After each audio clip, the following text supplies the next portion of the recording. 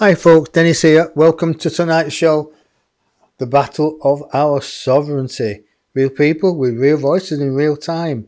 So welcome to the 99% show. Hope you are having a great day. Hope for the people living in America, you're not that upset with what's happened with the false inauguration. Wow, we're going to get to that later. But tonight it's going to be, well, I hope it's going to be a humdinger of a show. So before we go out to bring the guests in, we've got to go outside, bring them in, because I've left them in the cold. So hopefully they're warmed up by the time I bring them in.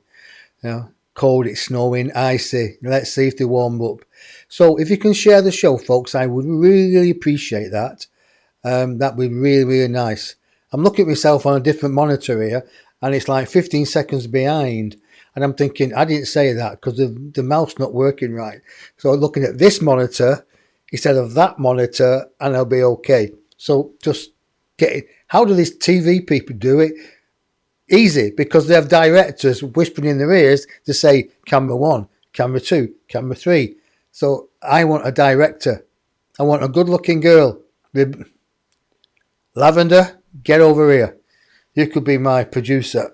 So tonight it's about real people, real voice, real time. We've got our old friend Nigel Utton back from a couple of weeks ago when people were saying, bring Nigel back because they found him very heartwarming, aware, very intuitive, and especially when my people started to tune into him regarding a message from the council, which was interesting. Nigel's not got any more on that because he's been a bit of a lazy bugger. He's not contacted me, right? He's not contacted me, and my people say, don't chase people. They want to know, they will come. Don't chase people. So not chasing anybody. So that's Nigel. So Nigel's going to talk about other things I'm not sure. I've asked him, what are you going to talk about? And he's not telling me. He's really not telling me. So hopefully it's not going to be about his washing his socks and his underwear. Better not be. And we join with a friend of Nigel's called John Hoyte. And he is an ex-airline pilot, banned from the BBC. Well, we get them all here, don't we? We get Nigel, an ex-councillor in office. We get John, who's been banned by the BBC. And with John's friends have got a newspaper that's just dedicated for coronavirus and telling the truth. We're going to talk about that. John's got a little bit to say, well, quite a bit to say about the government here, and quite a lot to say about the airlines and what's going on. So it's basic. Chase me, sorry, I love making jokes to this man. I don't know who that is because there's no names coming up with these people. So I've put a link on here, folks. I'll put a link on here, right? Let me just get my mouse on it. If you could register there and let me see. And if you registered here or you type it in off the comment, it will take you and just say yes, and then it will put your names up. For some reason, they've changed it. Some people can come in, some people can't. So I hope that's understandable, because I like to see who's saying these things. So it's going to be an interesting night. So don't forget, type your comments in, ask questions. Let's get the nitty gritty. This is the 99% show, and it's about people. Oh, flipping it! Why am I getting mail on my screen? That's my fault. I should have turned it off. It's off now. So anyway, we're going to go now and bring my friends in. Nigel and John, I forgot how to bring you in now. This is me. I'm all over the place at the moment. Anyway, never mind. Welcome, chaps. Here we have. We've got me, of course. Good evening, Denis. And we've got John Hoyte, and then we've got Nigel right-hand side. So you could say, see no evil, do no evil, speak no evil. But it's up to you who you're going to do all this. So speak no evil. John can be see no evil, or whatever. Make your own mind up. So welcome, folks. John, it's for your first time. So you're flying high with us, being a captain. But you've been grounded, haven't you? Grounded over something that you're going to talk to us about. Nip on to Nigel straight away. Nigel, it's your second visit. You know, well, you must like torture. You must like being strapped to a dungeon wall and whipped. But welcome anyway. It's really good. So, I'm going to go with John first. John, would you introduce yourself and let people know a little bit about you? And what's that toxic association behind you? The banner. Okay, I'll come on to that later. Yeah, that's I belong to the Aerotoxic Association. I founded it in 2007. So you're quite right. I was an airline pilot, but I started in 1989. So quite a few years ago, 30 something years ago. Yeah, it's a great job. Everybody loves flying. Well, I can assure you, while it lasts, it's good fun. So there I was in 1989, flying for a overnight parcel delivery company around Europe, having a great time. And I got seriously ill, and I'm the fittest guy you ever meet. So there was me seriously ill in 1990, actually, a few months into flying, thinking, help, what do I do? And that's when it all started, really. So, but being a bloke and, you know, having the job I just kept going. I don't know. And so by 1998, I was seriously ill. I couldn't speak, couldn't think, lost my memory, you know, but again, didn't tell anybody. So you kind of think, okay, I'll go to day flying on the same aircraft, the BAE 146. So did that for about another, 7 years till 2005.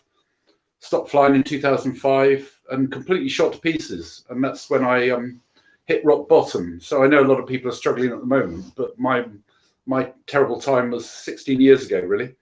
And then I found out about this issue, which I want to talk about, in 2006, which they deny is going on, really. So does that start you off a bit? Yeah, that starts me off a bit. So any listeners who want to ask questions, then please feel free. Type your comments in the comment box, and then I'll bring them on to John's window so he can see what's going on. He can see the questions for himself. John, you're a little bit low, and I can't turn your volume up anymore. So can you come closer to the mic, please? Yeah. How's that? Is that any better? That's a bit better, yeah. That's a bit better. Because when we did the test, you were there, and now you've gone back in your chair, and that alters it all. Oh, okay. That alters it all. So, yeah.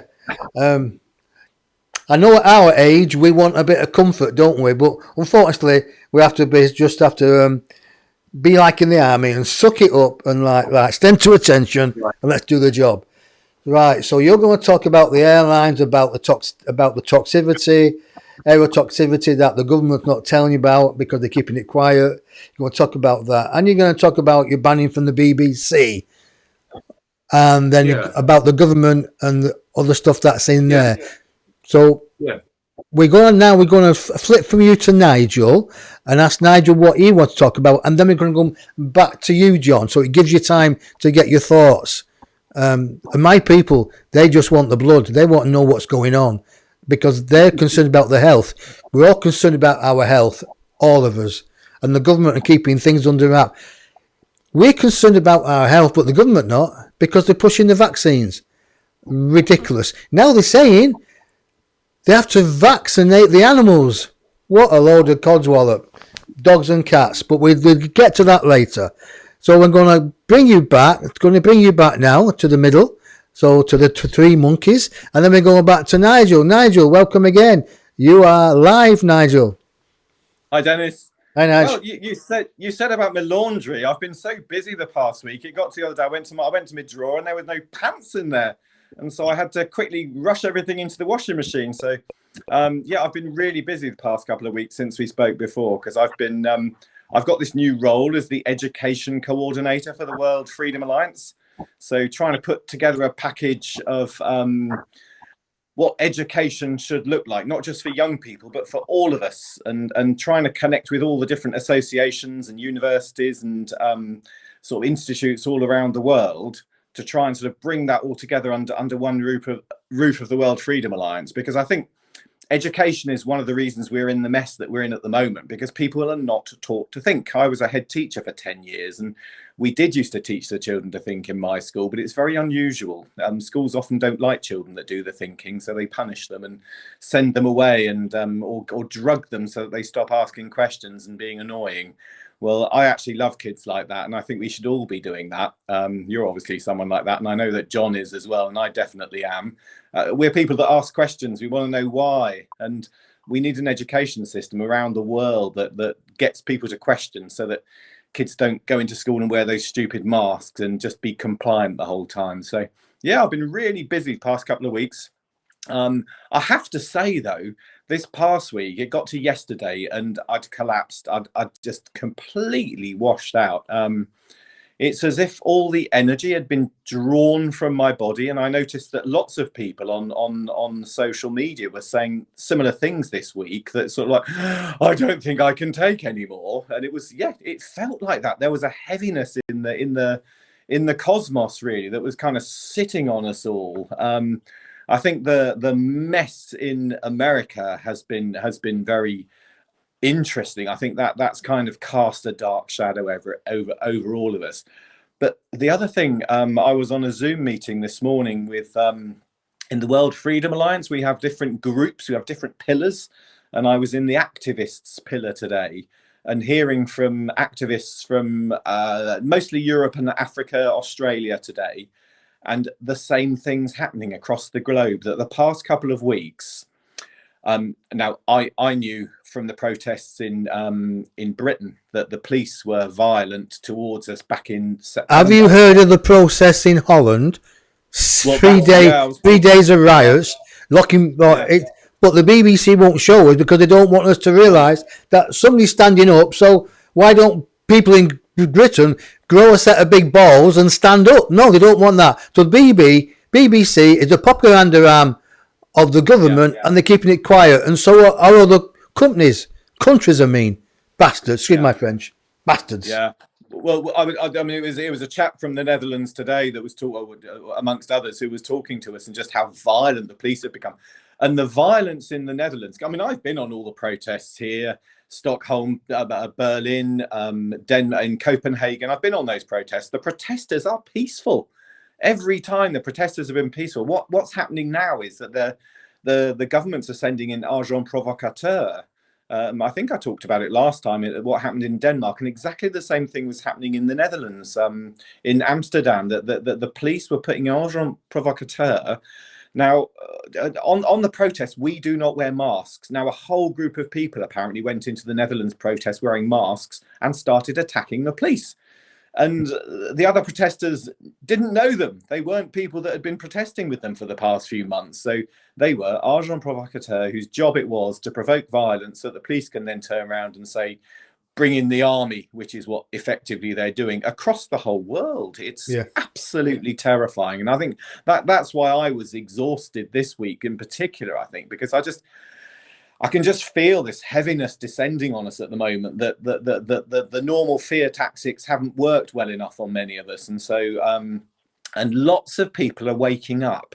And I'm not sure if you're aware that on the 30th of January, there's the great reopening. We've got to spread this far and wide. We're encouraging every single business to open. I have seen that. I have posted. Yeah, if people are too scared to come out because they think they're going to die of a virus, then don't come out. You don't have to. It's your choice. But those of us who are brave enough to go to the pub and restaurants and cafes and do a bit of shopping, then let us out. Let us go to those businesses. Open your businesses. Tell all your friends to open their businesses, and let's all go out and support everyone. Big bunch of us are going to go into Norwich on Saturday, so I hope there's some cafes and bars and things open so that we can have a good time. What it wants is everybody getting out there with a camera and showing what's going on. And the more that they've got people saying, lead by example, lead by example, like this group, this chain of restaurants was open, or this corner shop was open. Now they'll pick on the ones, what we could really need. Anybody listening to this show, folks, and if you're a billionaire, multimillionaire, if you like to pay the fines of the people opening up, then step forward and pay the fines, because we can't do it on our own. I'm going to blow this up now. I did a medium show on Sunday, and one of the links that came through, I've never ever heard this before, and I keep my ear onto the ground. That upstairs came through with a message. It came to me. This landlady from Blackpool said she didn't die of the COVID, even though it was put on her death certificate. She said it was wrong. It's false. My son tried to, in a way, challenge them, and they told him to shut up and put up, else they'll lock him up. Now that is somebody returning from spirit who knows what's going on. It's all right, people saying, well, that's happened to us on the earth plane. No, this is somebody coming from spirit, from a higher dimension, who knows what's coming on, and saying, why are you accepting this? Why are you accepting this? So what we're doing on here now, upstairs, can see it. Now people say, oh, that might sound a bit far-fetched.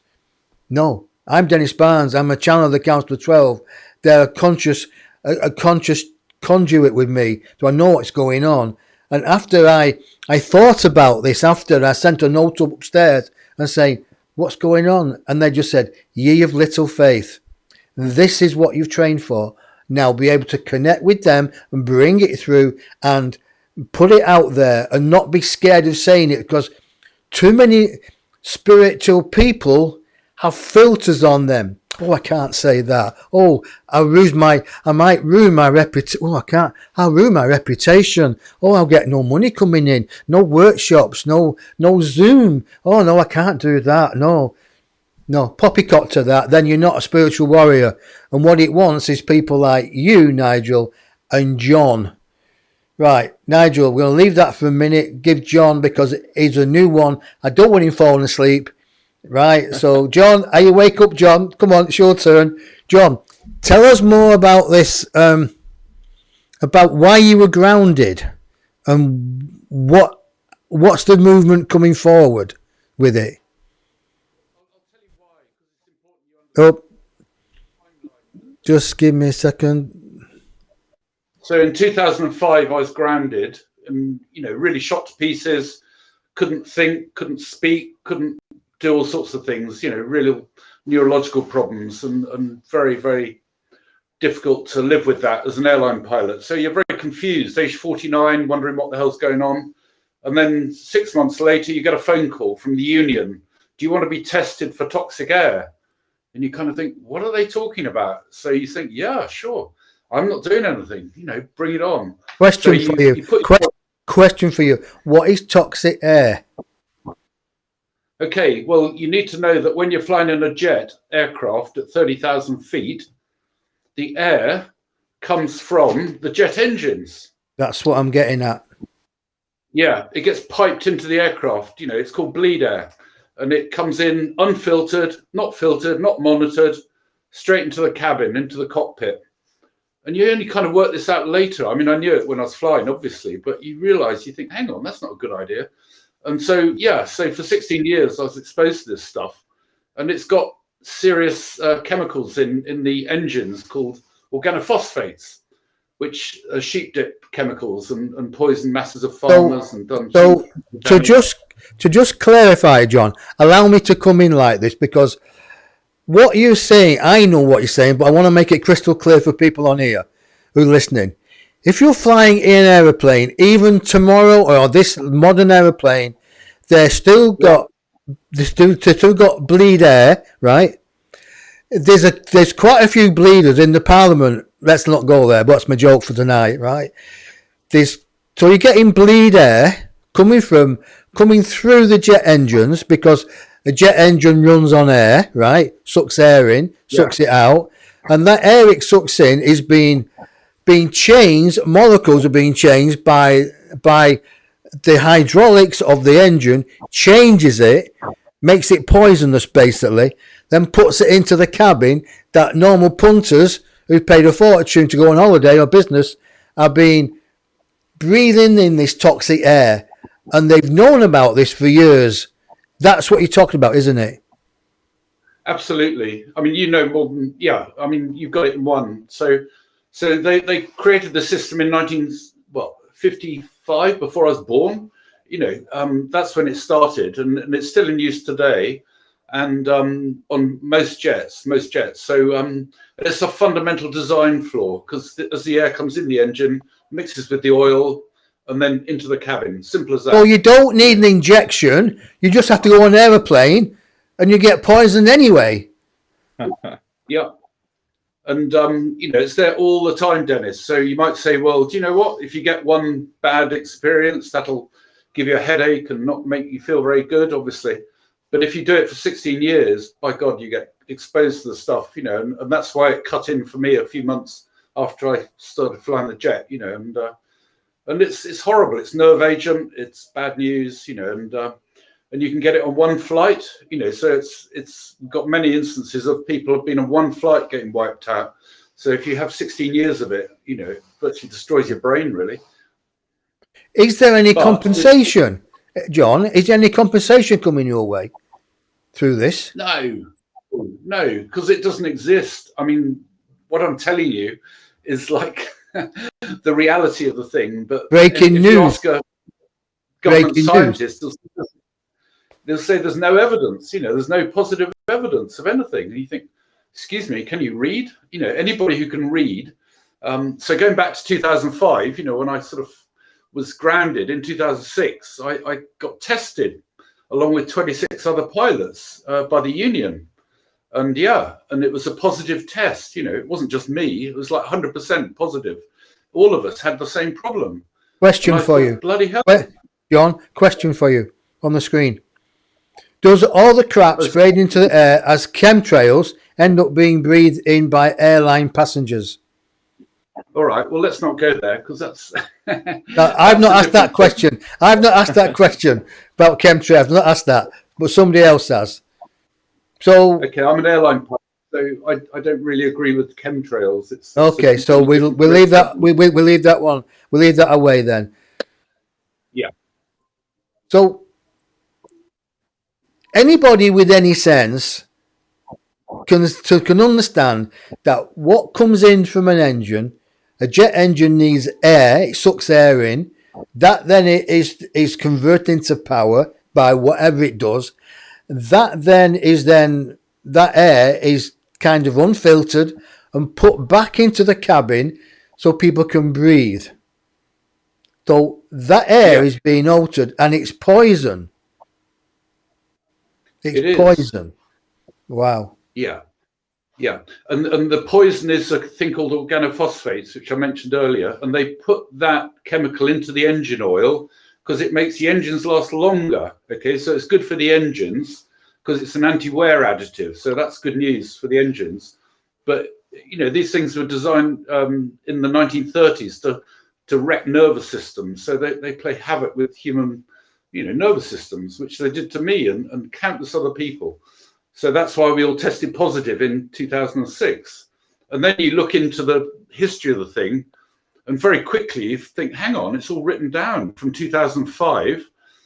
Here's the conference they had in 2005, the union in London for 2 days, and they absolutely nailed it. I mean, this is a 300-page book all about the issue, and it absolutely goes into every last detail. And so it's a bit frustrating to be still talking in 2021 about whether there's any evidence or not, because actually there's rather a lot. Because if they admit there's evidence, then there's going to be a mass action against the airlines or the government. That's why I'm banned from the BBC. I can't say this on the BBC. Right. Well, we're not. We're on the 99% show. It's better than this is better than the 9 o'clock news. It's better. So, tell us about the BBC. What happened then? Did you try to bring this subject up, and they said you're banned, get out, bugger off, don't come back? No, it's more subtle than that. Don't make it subtle. I was really angry, actually. I was very, very upset, because I thought, hang on, this just wrecked my life. And then I realized all my friends had the same thing, friends I cared about. I really do, and I got pretty angry, actually. But we also got organized. We thought, okay, well, let's just go about this professionally and sort it out. So we did. And, we went through the politicians, and the BBC were really difficult, actually, from day one. because in the panorama they made of 2008, they did quite a good job, actually. It was a balanced program. It was frightening because they showed a group of passengers who'd been poisoned on one flight, and that was pretty serious, actually. And yeah, so they did a really good program, but they failed to mention the aerotoxic word, in 30 minutes. You'd think they would have put it in once, just as a sort of token gesture, but no aerotoxic. And that was 2008. So here we are in 2021, is it? That's like 13 years later, and they don't like using it. It's like an A word, So yeah, it's made my life quite difficult, because trying to run a company, with a name which is banned is not easy. But it's a matter of time before they face up to it and man up. And there must be somebody in the BBC who doesn't like me. I'm sure most of them are really decent journalists, but if they knew what was going on, I don't think they'd be very happy, actually, because it's going to come out later this year, without any shadow of a doubt, in March. There you are. There's a bit of a prophecy for you, Dennis. I know that we discussed this, and you don't discuss it on air, so I'm not even going to push it, because I do respect your views, and I do respect about the chemtrails. And that wasn't a loaded question. Somebody pointed it in, and actually someone said, "Great question," but as good politicians, you don't answer all the questions. You can't, because it opens another rabbit hole one's got to go down. So yeah. What, if I may ask, me personally, because I'm a pilot as well, but not as qualified as you, I was flying Cessnas, and it was fantastic, and I loved it. And I'll tell you one little thing. I was flying into the smallest airport, the smallest licensed Green Strip Airport in Great Britain, Netherthorpe. I was flying on the final, and this hot air balloon breaks free of its mooring, which is moored alongside the runway, and drifts. And all I hear in my cans is the control sign saying, "Abort! Abort! Novice pilot, abort!" I'm going, sugar. I did. So it was like touch and go. It was like, woo. And I'm thinking, leave your flaps. Leave your flaps, leave your flaps, full power, leave your flaps, don't do, just get out of there. And it was like, boom. And then they said it was only a matter of about 20 yards that I missed the hot air balloon. And I tell you what, wow. I love flying, love it, because first time I took off on my own, the instructor got out. He says, "Right, go to the apron." I went, "What?" He said, "It's your day." I went, I panicked. So I'm there, and I got the check, and I'm thundering down, and it comes to V, rotate, and I'm rotating, and I'm going up, and I'm looking at the chimney with the smokestack, so I know which way the wind's blowing, so I head into the wind so it don't push me off track, basically. And all I could think of, I said, "Right, God, I'm all yours." That's all I could say. "Right, God, I'm all yours." It was a fantastic first solo. I tell you what, I landed, and the instructor said, "How would you feel?" I said, "Better than sex." He said, "Well, you're not going again." So I love flying. Love it completely. Yeah, well, we all love the job. That's the thing. We're passionate people. We believe in what we're doing. Honestly, we wouldn't do this for 15 years unless we're absolutely certain of what we're doing. So, if I may ask you on a personal note, what has it left you with then? What conditions has this poisoning left you with? Well, actually, I hate to say it, but I'm okay now. I've kind of recovered. Sorry. I'm okay now, but I wasn't like this before. I like that. That's good. But I went to the NHS, and they measured my cognition in 2011, I think, 4 years later, and it was a half out of 10, which is not great. I mean, that's the impaired range. So when I was flying in 2005, I was probably near zero. I mean, that's not great. But you can still fly. You've got a first officer, you've got a checklist. There's help when you're flying. The airplane flies itself. Press a few buttons and away you go. So you can get away with it. I got away with it 15 years. I shouldn't have been flying. I really shouldn't. Yeah. But yeah, so in 2006, sixth time, I was, really going for it, finding out stuff, and it was a very exciting time, But here we are, sort of 14 years later, and we're still. Have we got any further? I don't know if we have. So do you think the government is putting a lid on it on purpose because they don't want to admit, and the airlines, because there'll be a massive payout, because knowing that the filtered air is not filtered, it's poisonous. Just think of how much money they'd have to pay out. It's bottomless, isn't it? I mean, but it's not just our government; it's America, France, everywhere. Yeah. Obviously, China. You name it, they've got the problem. It's like a fundamental design flaw. So that's the problem. I can understand that. I'm Libran. I can see it from both sides. But equally, people are getting hurt, and huge numbers. It's a percentage thing. And Nigel will understand all about percentages of illnesses, and so many people get ill, some people don't. So 70% of people don't get ill for this thing, and they're fine. Probably, you two might be okay. You can fly for 30 years and not even notice it. But 30% do get affected. That they have some reaction to organophosphates. They can't detoxify them. And I was told this in 2006, by Sarah Myhill, Dr. Sarah Myhill, brilliant doctor in Wales. And she said, look, John, you've got organophosphates in you. All you have to do is stop flying, eat well, sleep well, do nothing. That's easy, isn't it? And then you'll begin to recover. Oh, no medication, she said. And then after 2 years, you'll begin to get back to where you were. I thought, wow, that's easy. I can just follow that instruction. So that's, to answer your question earlier, what I did nothing for 2 years. But I got busy, I got involved in the whole thing. And here I am pretty okay now. I consider myself back to normal. But my God, 15, 16 years ago, I was a wreck. And I've got film of me, and people will tell you, it was horrendous. We flyers are not normal. We flyers are not normal. We kind of love for that moment when we leave the earth and we come like angelic angels and we grow a set of wings. Absolutely. And the best bit I loved was taking off and landing. The other bit was boring, be honest with you. Especially, I'll tell you what, I'm going to laugh now. I know, Pete, I know you understand. I was approaching this RAF base, RAF Waddington, right? You're going to laugh at this. I can't say W's sometimes because of my speech impediment, right? I can't say Waddington. Well, I couldn't say. I can say it now, but I was flying over, and I had to get hold of. I forgot what it's called now. And ask permission to go through the airspace, right? Because it was an RAF base. So I clicked. Well, let me just change so people can see what I'm doing.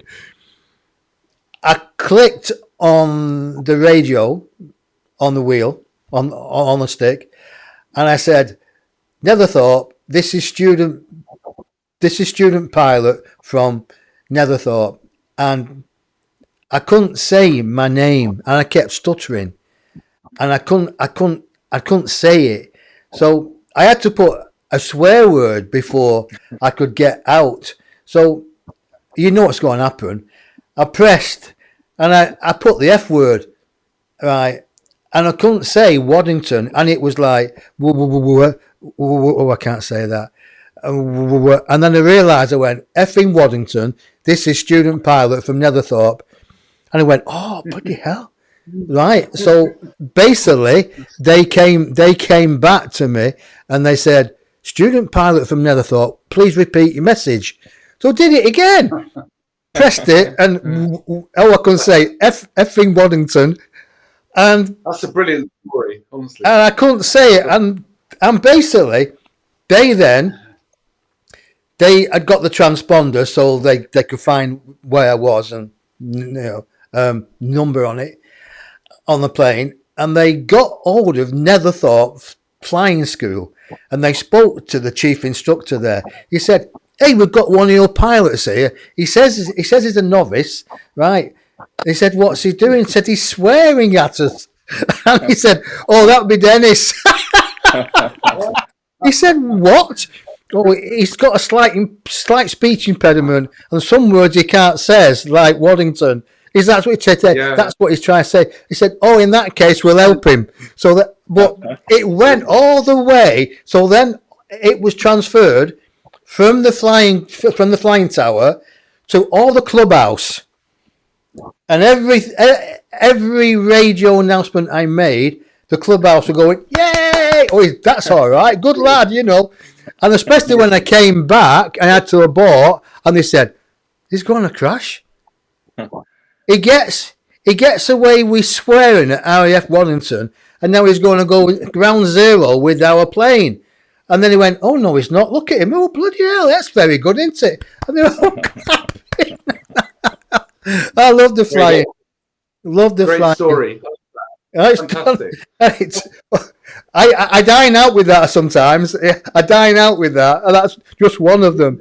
I love that thing about flying, though, because that's the whole thing about flying. I mean, you must have some good stories, Nigel. I mean, gosh, you know, it's every job you do has its humour, doesn't it? I mean, being part of what you're part of now, Nigel, you must have some humour there. Oh, that's one of the things we do, actually, because I mean, it's been really difficult because the World Freedom Alliance started in Berlin, and then we went to Stockholm, and then we went to Copenhagen, and then they locked the world down. So we were all supposed to go to Berlin for New Year, but only about 5 people got there, I think, in the end, and they were people that kind of drove from Denmark, and it's a long way to drive to Berlin, especially if they've closed the borders, which they had at that point. So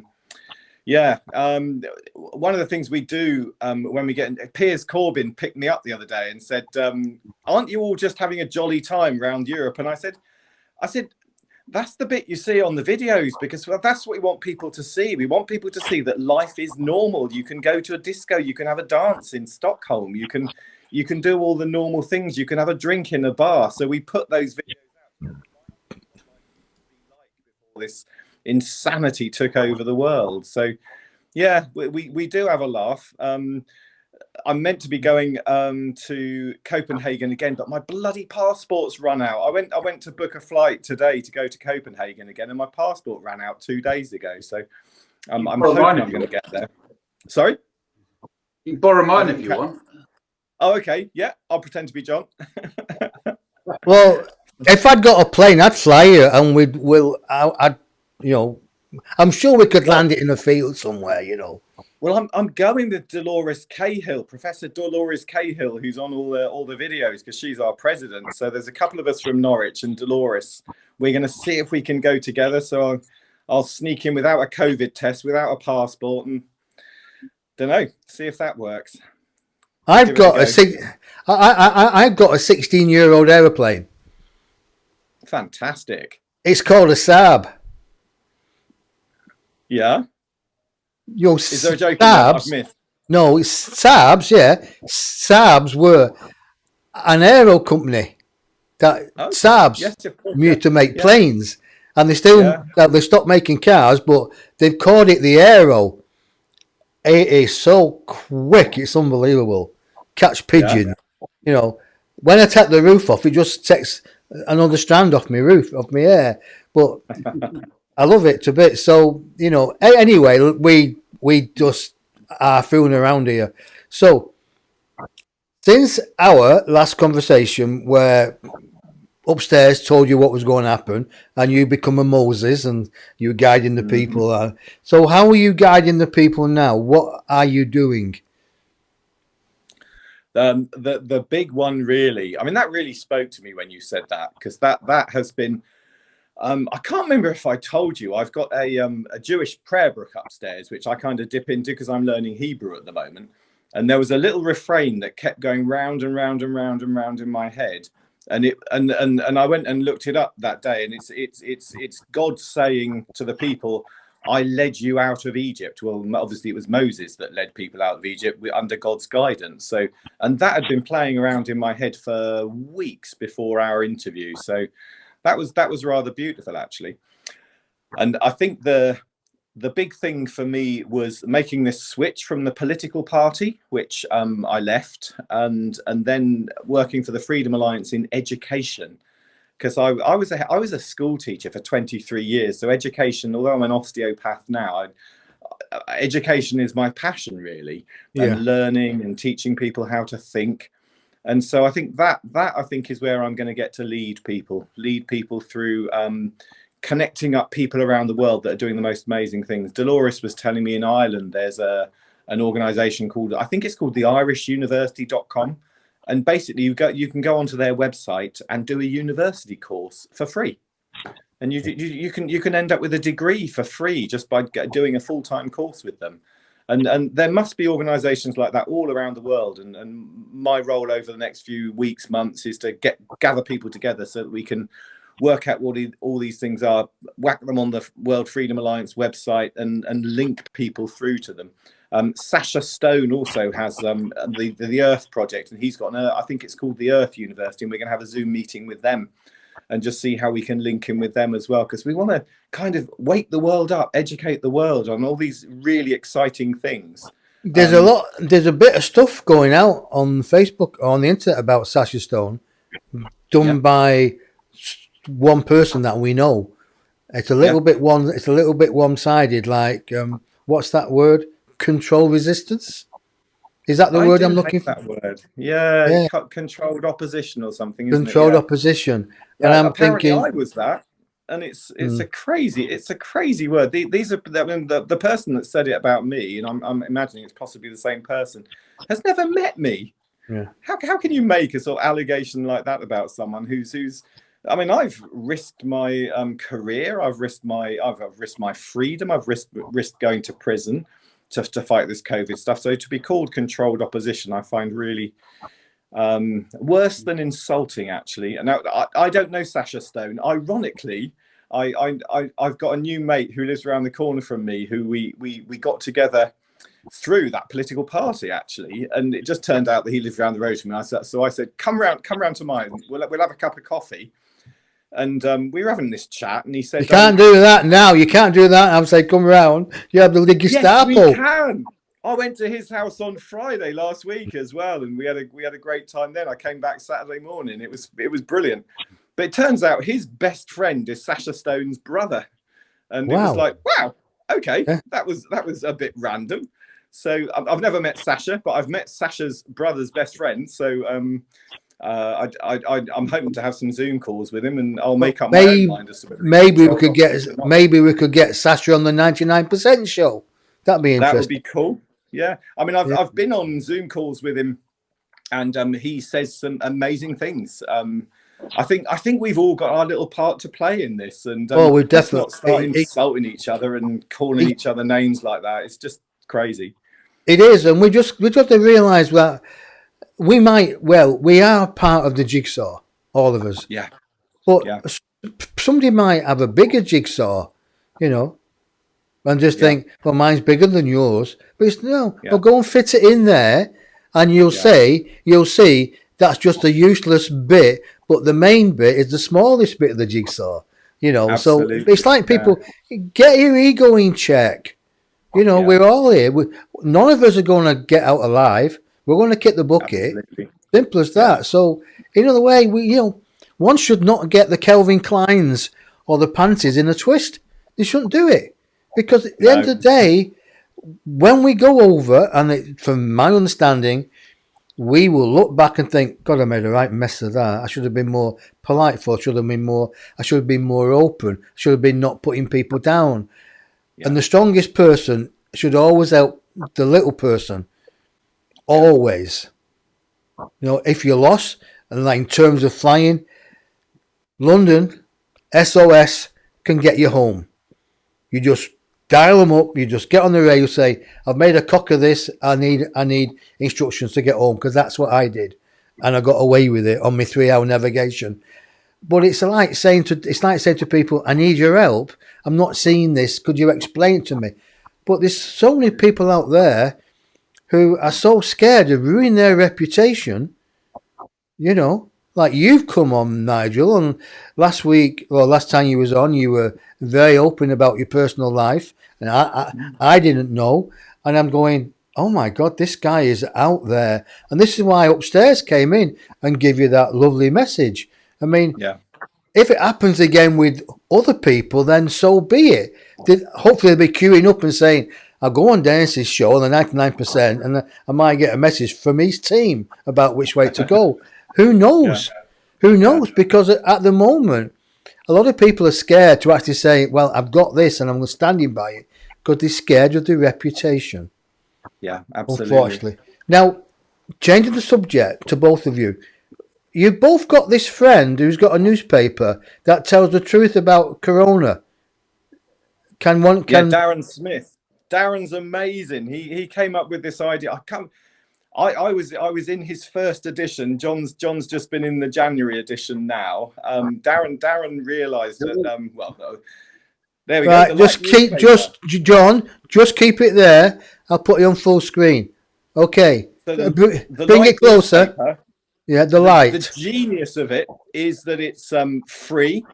Yeah. And he's got distributors, people like myself, up and down the country who place these newspapers places. So all right, John. all my local bus shelters have a regular supply, so that while people are waiting for the bus, they can pick them up.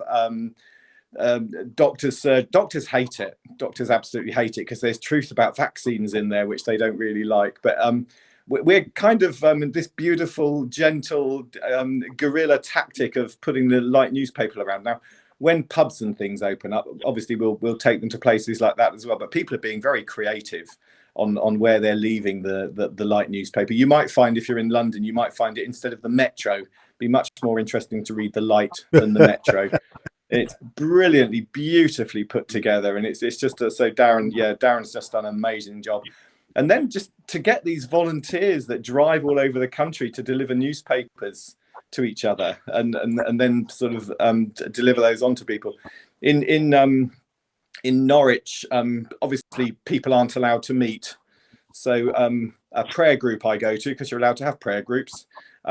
People might just leave a few hundred of the light newspapers there for people to pick up and take off and deliver round to places. So there are nice little ways of getting around these crazy restrictions. So I think there should be prayer groups all over the country at the moment. So we're allowed to do that. Apparently political parties aren't allowed to meet, but prayer groups can. So let's get praying, folks.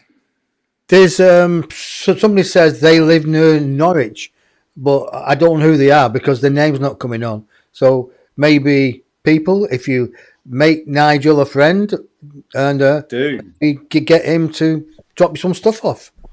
Come around for a coffee and I'll give you some sorry, oh gosh, I just kicked my ironing board. I've got my phone delicately placed on my ironing board and I just booted I'll send you my ironing over. I'm good at the ironing, actually. I forgot to wash my pants and socks, but I did get my ironing done the other day. So I really encourage people to meet up. I think that's one of the biggest, most rebellious things we can do at the moment is meet. Go round to each other's houses, ignore all these crazy rules. If people are too frightened, don't do it. But those of us that aren't, go and meet, go and have a cup of coffee, do all the human things that we normally do. And if you can get hold of the light newspaper and pass that around amongst your friends, that's even better, because then you've got something beautiful to read rather than the rubbish on the telly. So this is a question to John. And Nigel, if you can come in later with it. John, we all know that this government now is trying everything to keep us locked down. Doesn't matter. They keep changing it. Boris, the potato head, can't make his mind up what he's doing. I have got my own thoughts about it, right? I don't ask upstairs because they just said, basically, your thoughts are bang on. Right, so we're not going to waste our time by talking to you about it because you already know anyway. So what's behind it all, John? What has there been money taken place? Is there a great reset? What is behind all this? Every country trying to lock the citizens up, and if Trump gets back in, because there's some hangling about, Trump's not finished. And Biden is the great imposter. If Trump but there's two questions here. What's it all about with the vaccines? Are they trying to get us off this planet? If Trump gets back in, do you think he will then have a go at some governments who've taken the money to liquidize the population? You can both answer that if you want. gosh, it's big, lots of stuff there. But basically, they've been lying to us for 15 years as airline pilots, So you got the government lying to us, and to the public. And the great thing about the Light newspaper is they publish what you ask them to do, to what you write. They don't censor it or edit it. That's the beauty of it. So everything in there I wrote, I meant, and they kind of published it. So that's fantastic, isn't it? So all I can say is they've been lying through their teeth for 15 years. A huge lie with this thing. I mean, it's a monster, really, because there's millions of people ill through this thing. So if they can lie about that, they can lie about anything, really. So that's where you've got to start, I suppose. And yeah, I mean, the virus, I've had COVID-19 about 8 weeks ago. I got through it, all my friends have had it, got through it. So yeah, we've got different views of this, obviously. And I guess it's all very personal, really. But yeah, that's my thoughts anyway. If they can lie about my thing, which isn't even allowed to be talked about, you can't even discuss the solutions. I mean, that's the really frustrating part from our point of view. We've been banging on about the solutions now for 10 years probably, and they just don't admit there's a problem, so that's how bad it is, really. And they're the same people who are organizing people's lives now, and it's kind of scary, really. Yeah. Yeah, they definitely it's very familiar to Auschwitz, to be honest with you. Oh, it actually could go that way. Nigel, what's your thoughts about our government and this way of trying to get us off the planet? To me, it's that simple. No matter, a lot of people spin it with different words. They kind of be political correct. They don't. You ask them a question, they get round it, and if you keep asking the question, they walk away, right? Because they don't know how. They don't want the truth getting out there. But I find that English people, this is not across the board, but what I find is they have a go at somebody once or twice, and then it doesn't work. They let go. So the politicians know this. They know there's going to be an onslaught after them, and they toughened it out. But if that onslaught was persistent, like it is in Holland and Netherlands and other places like that, and Brazil, Italy, then surely they've got, because we're the 99%, surely they've got to take notice. But until we rise as one unit, and this is what a granddad from Spirit came. He died he passed in, reason why I'm saying this, because upstairs know what's going on. And they're trying to utilize the troops, rally the troops on the earth plane to say, you're in the physical body, you can do it. Your mess, you allowed it to happen. We can't do it up here because it's not the same up here. It's not the same. It doesn't exist. But you did it. You allowed it to happen. It's your mess. You sort it all out. This soldier from the Second World War passed in Lincoln Hospital at 9 p.m. in the evening because he showed me his watch and he said, that's when my heart stopped, 9 p.m. He says, but I've got a message for you. He says, why don't people look after the old people? I'm like, whoa. He says, why don't people look after the vets in America, the vets in England? They give it all to the refugees coming in, but they leave the old people. They leave the army people. They leave other people like that. They're going, what is going on? So that's just got a text from Florida, a WhatsApp from one of Obama's people used to work for Obama, but he left. So they're probably watching this, think what's going on. So basically, he came and he said, the message says, you've got to come together and you've got to learn as how the army does things. They don't send one person in. They might send one person in to do a scout, but then they find what's going on and then they go in force. If you do that with the government, one person, one group of people, you're not going to do. But if you do it as a mass unit, they're going to take notice of you. They don't want you going to mass unit. This is why they put in these hit squads in, this special kind of police to knock hell out of people to make sure you lose the will. Yeah. I mean, on the Zoom meeting I was on this morning, we were because I said because they were all saying what's happening in Denmark and and going all around Europe and in Africa as well. But that's a different story. And I was saying sort of we had a violent reaction here very early on, and British people on the whole we're taught to be very compliant in our schools, and I think they're using that brilliantly. But what we're good at is the underground movement that is now taking place, because I think what's happening all over the place, like with the great reopening on the 30th of January, these are small groups of people. We're not necessarily having big protests out in London anymore. The last one in Birmingham a couple of weeks ago was complete washout, because the police wouldn't even let people come into Birmingham. They wouldn't even let people get on the trains to go to Birmingham. So there was no great protest. But the great reopening, that's going to be across the country. That's going to be every single pub, cafe, bar that is willing to open is going to open. Now, the police cannot police all of that, because it's going to be dispersed, and that's what we've got to get really clever at, doing things in a slightly brighter way. I mean, it was great going to a protest in London. The one I was supposed to speak at had 40,000 people. That was so exciting. We can't do that now because they won't let us go. But you can have 40,000 people meeting in each other's homes surreptitiously, quietly, distributing the light newspaper, having conversations like the ones we're having now, informing each other. You asked the question about, is this a great reset? Well, I mean, it's in plain sight. Klaus Schwab, the director of the World Economic Forum, he wrote a book, COVID-19 and the Great Reset. Time magazine had the front cover before Christmas, The Great Reset. I mean, it's happening, it's here. I just before we came on air this evening, I picked up a message from Michael Nordforst, who's a wonderful Swedish doctor who is currently in Africa, trying to sort of meet with the Tanzanian and the Kenyan governments to try and sort of get them to improve health systems over there. Tanzania, the president's banned them from even talking about COVID in Tanzania. They do not have a COVID problem in Tanzania. He's banned the press from talking about it, and they don't have a problem. It's just amazing. They haven't locked down. They're not wearing masks or anything.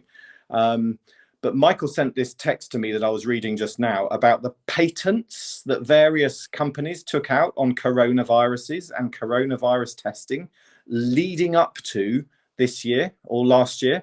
Yeah. It looks incendiary. I haven't read it through properly, but I've shared it with the UK Medical Freedom Alliance and the World Freedom Alliance, and I think we're going to get our lawyers to have a look at that and see, goodness me, if these people have taken out patents on a COVID test before we even had an outbreak of COVID. We know that they've been doing gain of function research on the viruses. This is so planned. I mean, anybody who cannot see this is planned. It beggars belief. Boris Johnson's dad wrote a book called The Pandemic, basically detailing what's happening now. So you've got to ask yourself, anybody, a blind man on a horse can see it, saying, what's going on here? You know, and why don't people wake up and think, we've been put back on the dungeon wall, and we've been whipped to death. Yeah. You know, all these rich people getting richer, the Tories giving all these things out to their own cronies who've not done anything before, billions of dollars that are not accounted for. But what are they doing? The BBC are complicit with it. They won't hold them to task. They won't do anything. So, unfortunately, it's like the gunpowder plot. Yeah. It's like people have got to rise up in a way that they take notice. I mean, not to take notice of me because, he's a spiritual activist. Okay, fine. You know, it's like, but they will take notice of multimillionaires who put the money, who pay the fines of people, who open up on the great opening up on the 30th this month, which is Saturday, isn't it? This Saturday. Yeah, Saturday. You know, what we want is somebody who's got a lot of money and say, right, I will pay the fines. Basically, if the whole of Manchester opens up, you can't do it in a small village because they just surround the village. But in a huge city like Manchester, Birmingham, London, right, other things like that, they can't stop you. They haven't got enough forces. They can't stop you. And then the more that it's televised, or the more not, because it won't be televised, right? Because they don't want you to know. But the more people with cameras who get it out onto social media, Facebook is clamping down now. YouTube is paying the bum. But you've got all these other things: Telegraph, Signal, BitChute, new YouTube or NewTube. You've got all these things coming out now. Get it out there. But unfortunately, I would go onto one of these, but they don't allow live streaming. So I've got to be very careful what I say, basically, because Facebook have had a go at me twice. And it's more okay, fine. So I'm not exciting people. You know, I'm not like Donald Trump, falsely accused of let's go and raid the Capitol. He didn't say that. It's like what's going on here. So us, in a way, we have to take control, because we're here, all of us, as light beings with a lightsaber, with a light imagination to change the course of history. Because if we don't, people are lucky to have grandkids. Grandkids are going to say, well, what were you doing? Yeah, just watching TV. Just took what the government said. Got me pint and slippers and had the peat pies and got a fat tummy. Then I went to bed and woke up dead. The government told me to stay at home. No. What are they going to do? We are here. They're after our kids. If they control our kids now, right, and they want to go into school now, don't they, and vaccinate the kids without people's consent, now they're saying they want to go after the animals. Yeah. How butcherous can people get? Yeah. We always say to people, where's your proof? Where's your proof on this? A lot of people, it's not affecting me. Yeah, it will affect you. When they come for you and they put you in that van and they put a yellow star on you and get in that cattle car and off you go to quarantine camp, and you never come back again. Sheep. Hence the sheep video. Yeah. I'm on a rant. I'm on a rant because at the end of the day, if we don't rant, if we all don't come together and actually say something like you and John, then things are not going to change. Yeah. And I think every little protest, I think going around to your neighbour's house and having a cup of tea is as good a protest as 40,000 people going to Trafalgar Square. And I think we should all start doing this. We should all just start breaking all the rules. They're just rules. They're just guidelines. Yeah. Government can't tell us what time to go to bed. They can't tell us what clothes to wear. They can't actually tell us to open or not our businesses. I think it's illegal for them to do it. And in terms of fines, we don't pay them. Do not pay the fines. If they fine us, we will not pay them. What does acquisition? What does the word acquisition mean? Did I say that? No, I said it. I'm asking a question. Maybe I'm not pronounced. Maybe I'm not pronounced. Taking over stuff, sort of taking possession of things. You mean? Yeah. It's it's the word David Icke uses a lot. And it means take control back. Yeah. Yeah. Take control. That's what I think it does. I can't pronounce it because of the speech impediment. It's take control back, because they know politics, that we're like the sheep video that we played at the beginning, which we'll play at the end again. Like, they love the sheep. They will follow the herd mentality. But all it takes is one person to ignite somebody else, one person in that town or that village, and then that village turns into a city, a town, then that town turns into a city. It's like that they said to you last time, the Moses effect. You know, some people have got to lead the people. And it's unfortunately they've been led by politicians who are only looking after their own bread box. They're only taking money for themselves and for the cronies. And the Labour Party is just the same. But we're used to it. We've been put down, and they've got their boot on our neck and saying you're not getting up. But excuse me, we can and we will get up. What it needs is people like you two, to write your stories, to get out there, to do the interviews and come together like, in that newspaper. I want one of those newspapers now. I'll do an article, all being well. Brilliant. I won't. They will, not me. Yeah. They will, and they'll put it in the words, because when you've got a spiritual activist on your side who's got, inside information, and I'm not saying it's me, but you've got all these people, they being led, like you say, like Trump. But I know people don't agree with it, but he is the right man for the job at this time. He's not political correct, but at this moment, he's the right man, right? You look at politics, you look at the government, and you look at Wancock, I shouldn't say that, but Hancock, and you look at Boris, Potato Head, and you can see that everything is being changed on a daily routine. They don't know what's happening or what's best, or the public will take it. Don't worry about it. They'll take it. They've done it before. They can only push us so far. That's my views. What do you think, John? Oh, I muted you. Stay there. Stay there. I need to bring you back. Right. Okay, John. Oh, wrong one. Okay, John. Yeah, right. So, politically speaking, I live in Norwich South.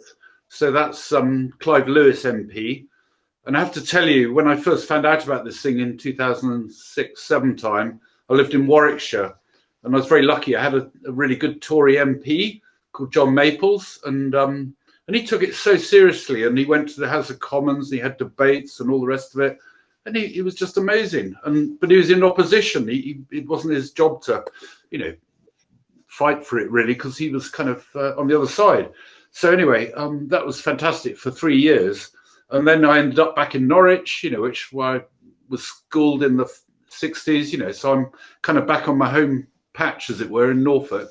And, I went to see Clive Lewis in 2013 when he got into power, I think. Yeah, when I moved over here. And, he read my book in 2014. Where's that? Here's the book. I wrote a book about it. Just keep it there. I'll put you on your own. Stay there. Okay, there we are. The fact of the matter is, this Labour politician, he took an interest in it for about 10 minutes. He sort of flicked through the book and must have thought, wow, this looks difficult. So between 2014 time and now, 2021, I haven't had a single communication from him. I've written him all the updates. There was a massive legal breakthrough last year in the American courts. The sort of thing you wait for like 20 years. Suddenly you get a win in a court and you send him the information. Zero response. Absolutely not interested. And he kind of think, hang on, this is rubbish, because I'm doing my best for the people, the passengers. Because, by the way, the crews get it. We get really hammered by these things because we're flying every day. But guess what? The frequent flyers get it because they're flying just as much as the crews. So you've got 1 million people in Europe with aerotoxic syndrome. That's the, if you crunch the numbers, it's a huge problem, for the airline industry. So that's why they don't want to touch it. And but politically, it's very disappointing to have Labour politicians who are not in power at the moment, and they're not even recognising it. They don't even want to talk to you. You kind of think, what are you meant to do? Move house, to get another politician, go back to Warwickshire? I don't know. It's crazy. And then you write a letter to the Queen in 2016. I did, because you get a bit frustrated. So you think, okay, well, I'll write to Her Majesty. So you write a nice letter, very polite, very measured and everything, like a proper pilot. And I got a fantastic reply back from the office of Her Majesty the Queen, saying, thanks very much for well, I can't remember, I've still got the letter somewhere, but, at least it's an acknowledgement. You kind of think, well, fantastic. Isn't that great? But these politicians, they're on another planet. They really are. They're just not doing their jobs. They're self-serving pieces of rubbish, to be honest with you. Not all of them. I must say, they're not all tied by the same brush. But those who are, how can, this is me, being a proper human being, how can anybody like Tony Blair take us to war and kill all those people and not go up against the war crime? Why he's not being prosecuted for war crimes?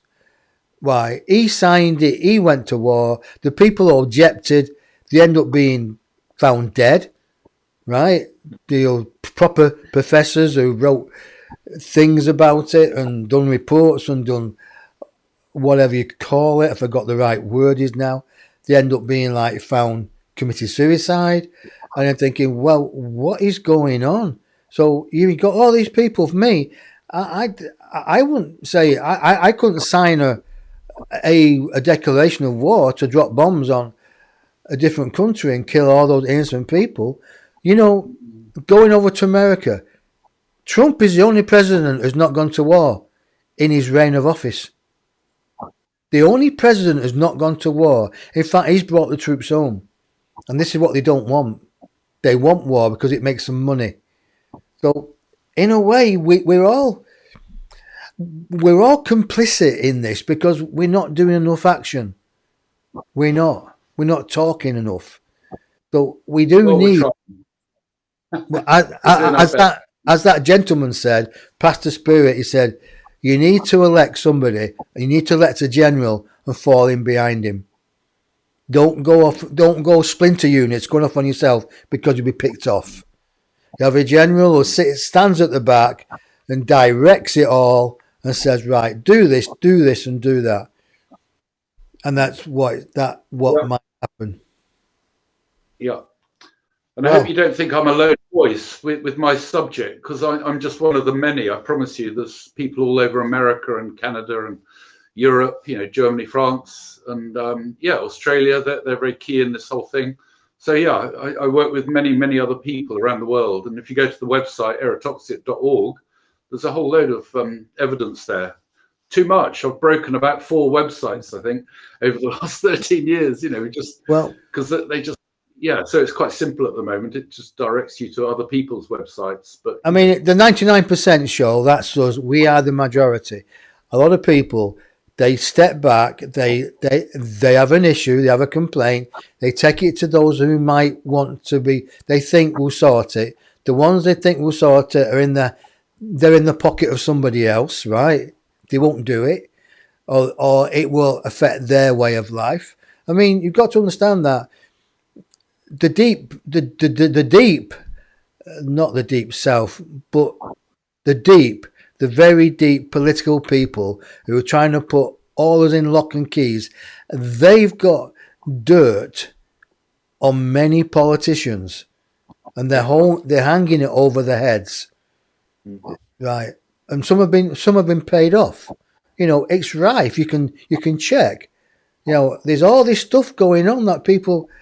Oh, I didn't see that was happening. Unfortunately, it needs something in a way, a general, maybe a Trumpy, to say, right, we've sorted out the fake imposter, Biden, like they're putting the military in. Something's going to happen there. It's not over yet.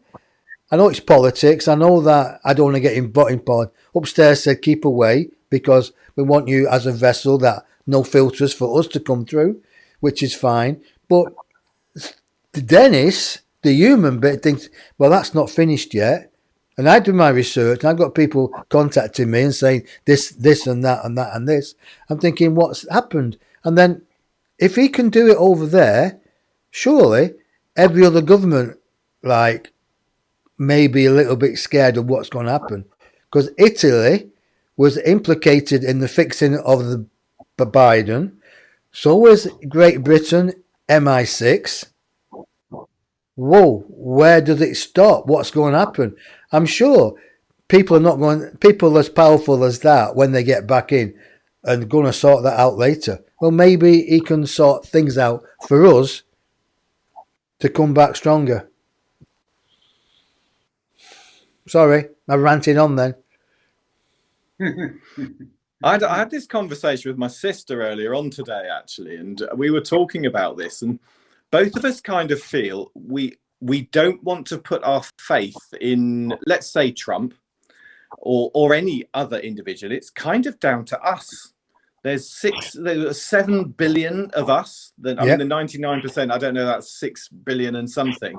There's 6 billion of us. And if each of us opens our businesses on the 30th of January, goes to each other's houses and has cups of tea, go for walks with each other, take the kids to school without their masks on, refuse to wear masks in shops. If 6 billion, 900 million people do that around the world, they are stuffed. We don't need a Trump. We don't need a Trump in that situation. It's us taking charge. I mean, the Indian farmers have done it, haven't they? The Indian farmers, and millions of them have turned around and said, nope, we ain't doing this. And Poland's done the same. Poland has opened up. One of my friends, Justina, she wrote this fantastic protest song that they sing at all the rallies in Poland, and it's really motivated people to turn around and say no to the government. And the Poles were really good at that under Lech Walesa. They kind of turned everything over in Poland, didn't they, with all the shipyard strikes? So there's that generation of people that protested against tyranny and saw it work. And they're doing the same again, and they're opening up their businesses and saying, no, we didn't go through all of that just to go back to totalitarianism again. So I love the way Eastern Europe's doing this, actually. They really are showing us the way. I think Italy's doing something similar, where a lot of the businesses are just saying, back at this, we open anyway. It's brilliant. That's what we got to do. Let's get those pubs back open, folks. Yeah. I totally agree. But I was talking about Trump to take it out on the deep state, to really find out those politicians who took the money, who took the bribes, even here in England or in different countries like Italy, the Pope and stuff like that. So we can come together and come as one, like you say. But it's like saying, let's take the top men out of that country, right, who are controlling the lesser men, who are controlling the masses, and let the masses come together. Well, what time is it, folks? Do you know? I need to put my glasses on. No idea. Okay. It's on my phone, but I can't see it because I'm using my phone. 10 nearly. We've been on an hour and a half. Is there like 3 minutes? Yeah, it's just like 5 minutes ago. I know I can talk, but Nigel, you can talk better than me. I could quite happily talk. That's a joke. That's a joke. Don't worry about it. I'm only teasing. No, a friend of mine. He's a filmmaker, and he came around yesterday. He wanted to make a 3-minute video, and I talked for 45 minutes before he was able to stop me. So he said, "I'm going to turn that into 3 minutes anyway." So yeah, but they will edit it and take the bits out. So you've got to do more footage. You've got to do more footage. So talk about footage. Let's go back to America. This is my pet thing in a moment. What's all the things coming out the White House? Biden's not in the White House, right?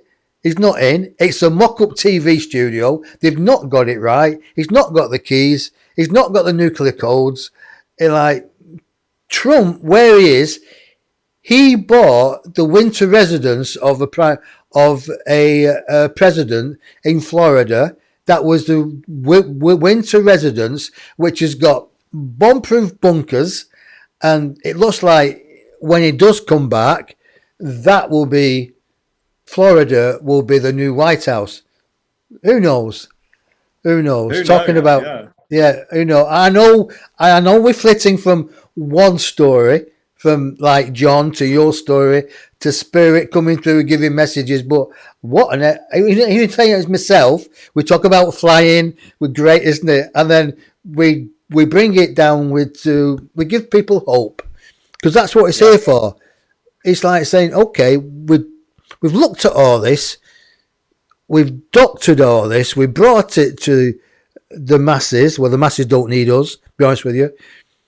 What's our final words to the people who are listening to the show, who might tune in thinking, okay, you've talked about it, but which is the way forward? If I can have 5 minutes off both of you, I'd appreciate that. What's the way forward? Do you want to go first, John?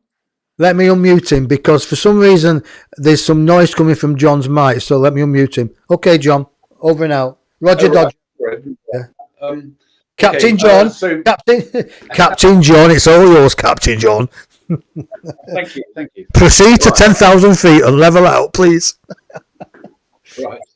Okay, so do you want some good news or some fantastic news? Which do you want? Both. I'll start with the good news first and the fantastic news later. All right. Well, the good news is in 2006, there were a lot of very frustrated pilots around the world. So we formed an organization called the Global Cabin Air Quality Executive. It's a bit of a mouthful, GCAQE. 2006, I was in the picture. There's like 20 people in the room, all these revolting pilots, and we're still going. Here we are, 2021. And we've had this was the first conference in 2005, so that doesn't really count. That was like 300 pages, forget that. That's just 2005. So in the meantime, 16 conferences have produced huge amounts of evidence, bucket loads of the stuff. And we're having a Zoom meeting on 15th to the 18th of March, okay? It's a Wednesday, I think. So, it's free. Anybody can join in, and it's not boring science. It's, the survivors, the people who've had it, a bit of everything really. So that's that's the 16th annual meeting, and I reckon it'll be my last one, because I don't want to still be doing this, when I'm Denis's age. I'm a young thing. I want to be doing other things. Seriously, sorry.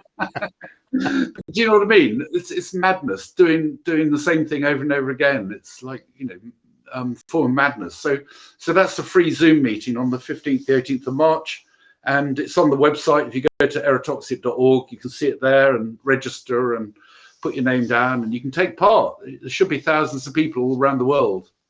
And let me interrupt before I forget, because at my age, I lose it quick, right? So basically, someone said, what's your website? Do you have a website? Can you say it out loud? Yeah. Langerout, let me bring you on full screen. Let me do, because I'm so good at multitasking.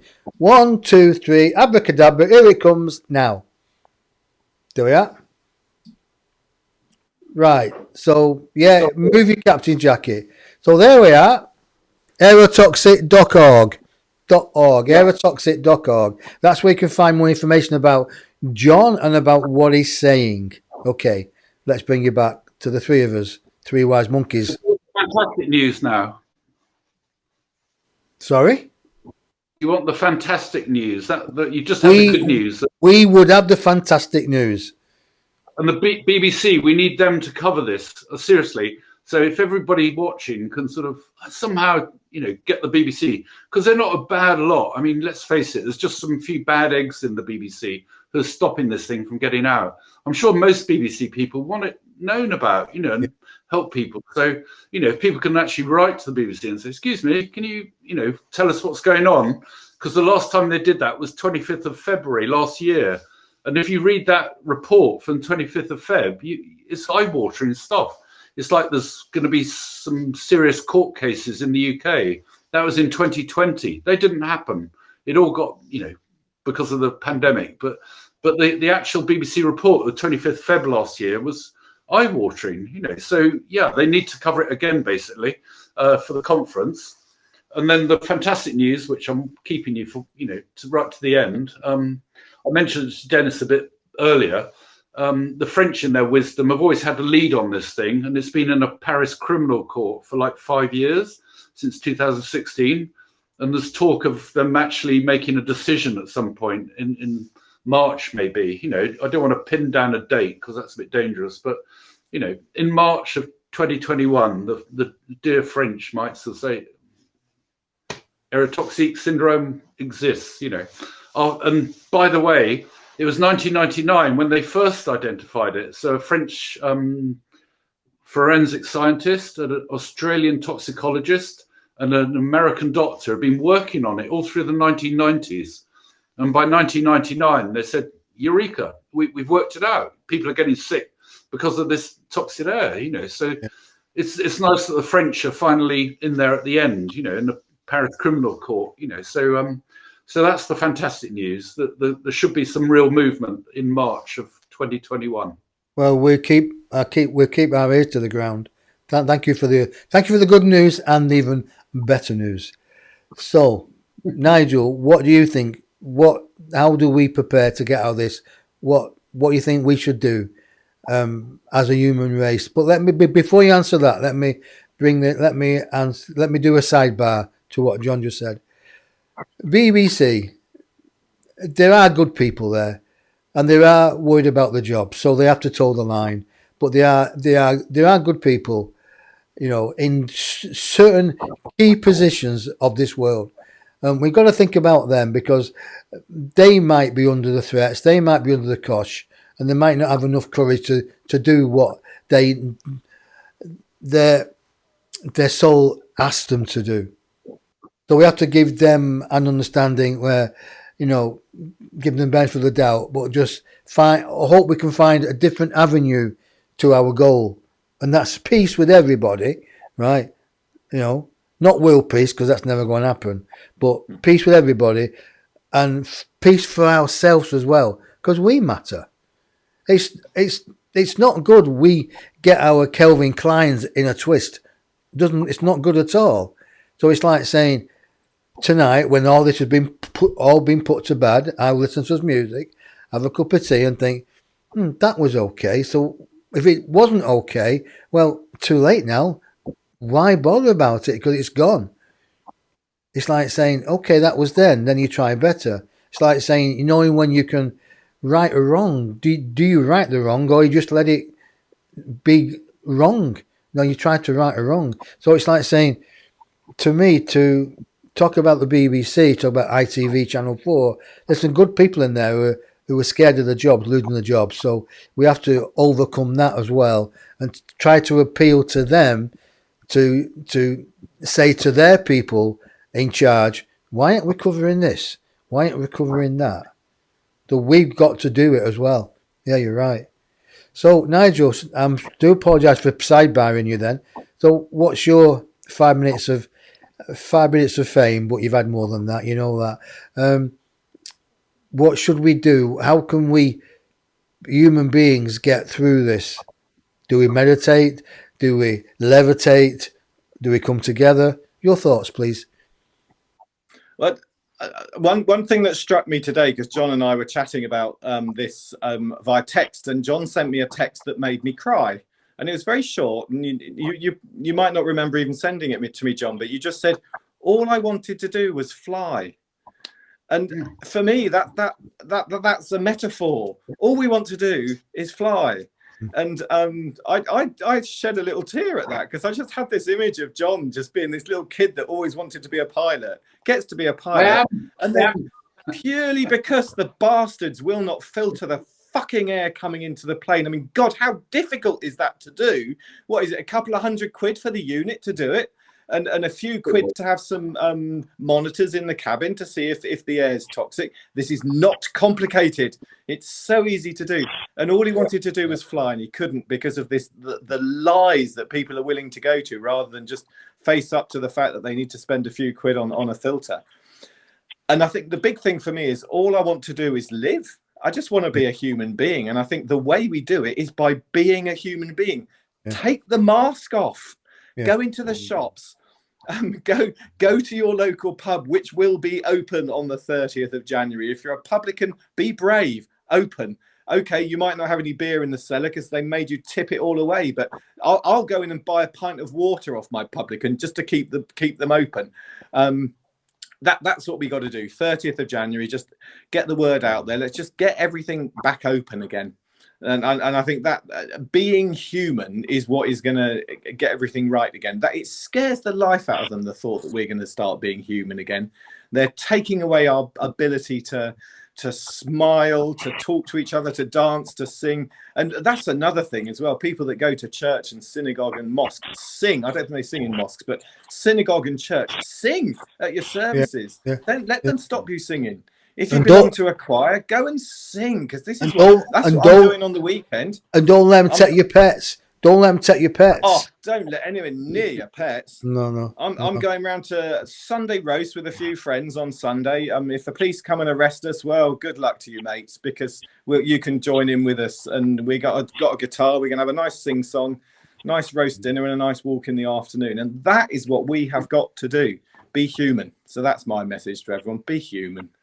Well, I'll tell you what, folks, I didn't know I was going to go. I never know when I put a show on. I kind of led by divine intelligence. I don't know what to say, how to say it. I know when it comes out, it's kind of guided. And it's been great having you two on. I mean, it was spur of the moment because we hadn't got a guest. I'm thinking, okay, fine, I'm not chasing anybody. If they want to be on, that's fine.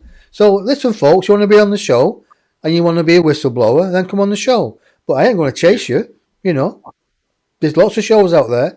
So, but basically, I just thought, and then you kind of popped into mind again. And I went, okay, that feels okay. And then when I was talking to it, it felt all right to invite John on. And that was yesterday. And here we are now, done and dusted, basically, an hour and a half. Nobody's got any comments there. I have put, saying to people, there's a link I've put on there, Denis Barnes, buy me a coffee.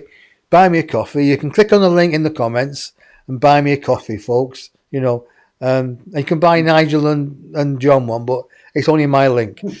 Buy me a coffee.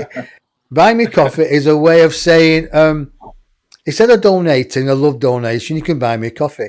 Because I get lots of people, they ring me up and they want advice and they say, well, I've worked 35 years for that advice. They don't give anything back unless you ask them. So now, politely, if I help, buy me a coffee. If it didn't help, still buy it, you know, because you've not done it right. Yeah. So listen, folks, it was really good. I hope your mum and your sister are proud of you, Nigel, because you said they watched last time. I and think they'll be there, yeah. They know more about you, the last interview, than you actually told them, didn't they? Yeah. Yeah. John, I see you being you. That's my stutter. I see you've been looking up there, and I tell you a joke. I was given a message once at Spiritual Church, and I was talking to a woman at the back of the road, and I said, I've got a message for you. And this person is talking about what you did last week, last month.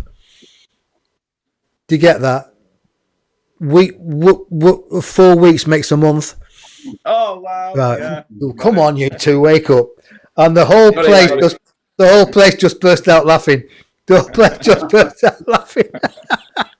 He said, "Oh, look at him, mate, taking the mickey out of himself." And that's what upstairs always says to me: take the mickey out of yourself, because people laugh at you, and when they laugh and smile, when they see the funny side, upstairs gets him upstairs because they're laughing happy. Spirit is easier to communicate with them. Yeah. Yeah. It's unbelievable that. I'll round it off. When I was learning to fly, I was flying to Dallas Fort Worth on this big jet. I was going to put an exhibition on in Dallas. No one's ever done it before, but upstairs said, "Denis, you can do it." I went, "You're joking. Go on, you can do it. You've got us behind you."